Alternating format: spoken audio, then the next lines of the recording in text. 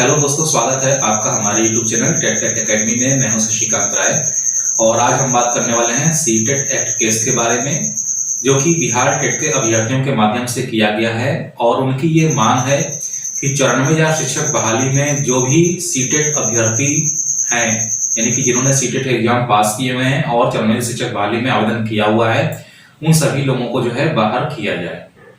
तो यहाँ पर जो है पूरी जो है बात हम लोग करेंगे कि सीटेट एक्ट केस जो है क्या है। पहले तो ये आप जानेंगे, फिर सीटेट एक्ट केस पे क्या इस बहाली को लेकर के कोई इम्पैक्ट पड़ने वाला है, कोई प्रभाव पड़ेगा, यानी कि अगर सीटेट एक्ट केस जो है बिहार टेट वाले अगर अभ्यर्थी जीत जाते हैं तो क्या बहाली रद्द हो सकती है, या फिर जो है क्या बिहार टेट वाले जो मांग कर रहे हैं वो सही है।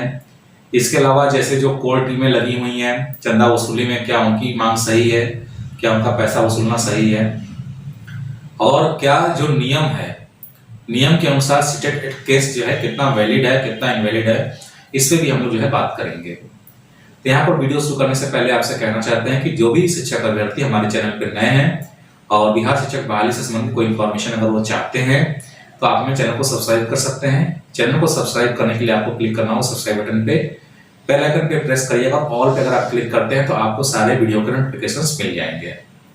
तो आइए सबसे पहले जो है समझते हैं कि सीटेट एक्ट केस क्या है। एक लाइन में बता देते हैं कि सीटेट एक्ट केस जो है वो आपका बिहार टेट के अभ्यर्थियों के माध्यम से किया गया है। ये वही बिहार टेट वाले अभ्यर्थी हैं जिन्होंने बिहार टेट की प्राथमिकता की मांग की थी, लेकिन बिहार टेट प्राथमिकता केस हारने के बाद इन्होंने दूसरा रास्ता अपनाया और उन्होंने ये देखा कि जो है बिहार टेट अगर केस करता है तो सीटेट वालों को जो है बाहर कराया जा सकता है। और उसके लिए उन्होंने एक एनसीटी का जो गाइडलाइन था, एक जो पॉइंट था, उसको जो है कोर्ट के सामने रखा। उस पॉइंट में ये लिखा हुआ है कि अगर कोई राज्य अपने यहाँ टीईटी का आयोजन कराता है तो उसको सीटेट के अभ्यर्थियों को या सीटेट का जो सर्टिफिकेट है उसको अलाउ करने की जरूरत नहीं है। लेकिन जो नहीं शब्द है वो उसमें लिखा ही नहीं है, जबकि बिहार टेट के जो अभ्यर्थी जिन्होंने केस किया है वो बार बार ये कह रहे हैं कि उसमें लिखा है कि अगर टीटी का आयोजन राज्य स्तर पे किया जा चुका है और लोगों के पास सर्टिफिकेट है तो वहां पे सीटेट को अलाउ नहीं किया जा सकता। तो ये जो नहीं वाला जो वर्ड है ये उस पूरी गाइडलाइन में कहीं भी नहीं लिखा है, जिसके ऊपर लोग जोर दे रहे हैं। गाइडलाइन में लिखा क्या है ये आपको बता देते हैं।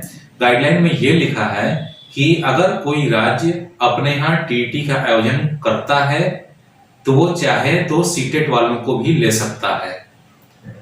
मतलब नहीं लिखा है, ठीक है। यानी कि राज्य सरकार अगर टेट का आयोजन करती है तो उसके बाद भी अगर वो चाहे अपने बुद्धि विवेक के अनुसार तो सीटेट पास अभ्यर्थियों को भी शिक्षक भर्ती में आवेदन का मौका दे सकती है, ये उसमें लिखा है। जबकि वो लोग क्या कह रहे हैं, उस लाइन का जो है अर्थ बदल के कह रहे हैं कि ये लिखा है कि नहीं लेना है, तो नहीं वाला उसमें कोई वर्ड नहीं लिखा हुआ है, कहीं भी मना नहीं किया गया है। दूसरी चीज ये है कि जो शिक्षा है वो समवर्ती सूची का विषय है और इस समवर्ती सूची विषय पर राज्य और केंद्र दोनों के नियम लागू होते हैं, दोनों मिलकर इस पे कानून बनाते हैं, लेकिन अंतिम निर्णय जो होता है वो केंद्र सरकार का ही होता है।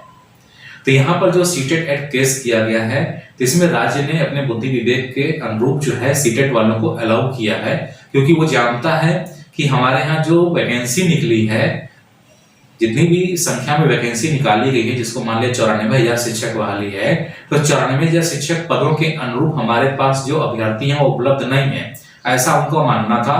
इसलिए उन्होंने जो है सीटेट को भी अलाउ किया कि सीटें हमारी खाली ना रह जाएं। लेकिन आप अभी भी देख रहे होंगे कि जो नियोजन की जो प्रक्रिया है, जो आवेदन की जो प्रक्रिया है, काउंसलिंग की प्रक्रिया है, उसमें दोषपूर्ण सारी चीजें हैं, इस वजह से सीटें रिक्त रह जा रही हैं, ये चीज एक दिखाई दे रही है।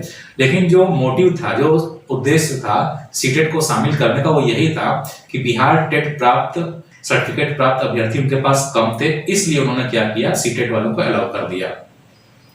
अब बात उठती है कि सीटेट वाले बाहर होंगे कि नहीं होंगे। तो एनसीटी की जो गाइडलाइंस है, पहले तो वो स्टेट में लागू नहीं होती है, क्योंकि वो अपनी तरफ से एक सलाह दे रहा है, एक सुझाव दे रहा है कि राज्य सरकार अगर टीटी का आयोजन नहीं किया है तो वो जो है सीटेट वालों को अपने यहाँ ले सकते हैं। लेकिन उसने ये नहीं कहा है कि राज्य सरकार ने अगर टीटी का आयोजन कर लिया है तो सीटेट वालों को नहीं लेंगे। तो कहने का मतलब यह है कि किसी को घबराने की जरूरत नहीं है, सीटेट वाले कोई अभ्यर्थी बाहर होने वाले नहीं है और ये केस जो है खारिज हो जाएगा, क्योंकि उस गाइडलाइन में कहीं भी नहीं शब्द का इस्तेमाल नहीं किया गया है। वो राज्य सरकार के जो है बुद्धि विवेक पर छोड़ दिया गया है कि वो अपनी परिस्थिति के अनुसार जो है ले सकती है, जैसा कि बिहार सरकार ने किया है और सीटेट वालों को अप्लीकेबल किया है। अब बिहार टेट वाले जो प्राथमिकता का केस नहीं जीत पाए थे, उनको एक रास्ता मिला था जिसके चलते वो सोच रहे थे कि हमारा काम सीधा हो जाएगा और सीटेट के अभ्यर्थी बाहर हो जाएंगे तो कहीं ना कहीं बिहार टेट के ही लोग बचेंगे और उनको जो है ऑटोमेटिक अपने आप प्राथमिकता मिल जाएगी। ये पूरा मैटर था इस सीटेट केस का। अब इसमें जो कोर टीम लगी हुई है, चंदा बहाली वाली जो टीमें लगी हैं, को चंदा बहाली वाली टीम कहेंगे, ये अब सोच रहे हैं कि किसी तरीके से पब्लिक से पैसा निकलवा लिया जाए, जो शिक्षक अभ्यर्थी उनसे जो है पैसा निकलवा लिया जाए, क्योंकि ये एक मौका है कमाने का। तो उन्होंने क्या किया कि मीडिया में खबर फैला दी कि सीटेट एक्ट केस अगर जो है बिहार टेट अभ्यर्थी अगर जीत जाते हैं तो जितने भी सीटेट अभ्यर्थी हैं उन सबको जो है चरणों शिक्षक बहाली से बाहर कर दिया जाएगा, और अगर आप लोगों ने हमको चंदा या आर्थिक मदद नहीं की तो हम लोग जो है सही वकील नहीं कर पाएंगे, अच्छा वकील नहीं कर पाएंगे, जिससे हम अपना पक्ष सही तरीके से नहीं कर पाएंगे और केस हार जाएंगे। तो कहने का मतलब यह है कि भाई जब कोर टीम के ऊपर केस हुआ ही नहीं है तो आप हारेंगे कहां से, पहली बात तो यह है।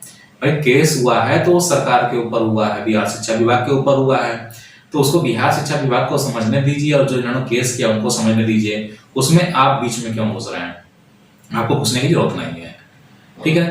तो कुल मिला जुला करके सीटेट एक्ट केस जो है बिल्कुल डिस्पोज हो जाएगा, खा जाएगा, इसमें कोई दम नहीं है, क्योंकि उस एनसीटी की गाइडलाइंस में कहीं भी नहीं लिखा है। और दूसरी चीज जो है समर्थित सूची का विषय होने के चलते इस पे राज्य और केंद्र सरकार दोनों के जो है नियम और कानून लागू होते हैं, चाहे वो पढ़ाने का जो है कोई नियम कानून हो या कोई शिक्षक भर्ती का नियम कानून हो, क्योंकि पैसा दोनों को मिलता है, कुछ राज्य से मिलता है और कुछ केंद्र से मिलता है।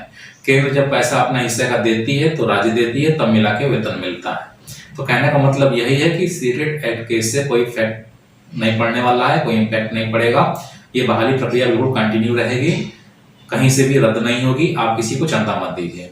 उम्मीद है कि वीडियो आपको जो है पसंद आया होगा। वीडियो अगर पसंद आए तो वीडियो को लाइक करिएगा, शेयर करिएगा, चैनल को सब्सक्राइब करना ना भूलिएगा। तो जल्दी मिलते हैं अपने नए वीडियो के साथ में, तब तक के लिए इजाजत दीजिए, धन्यवाद।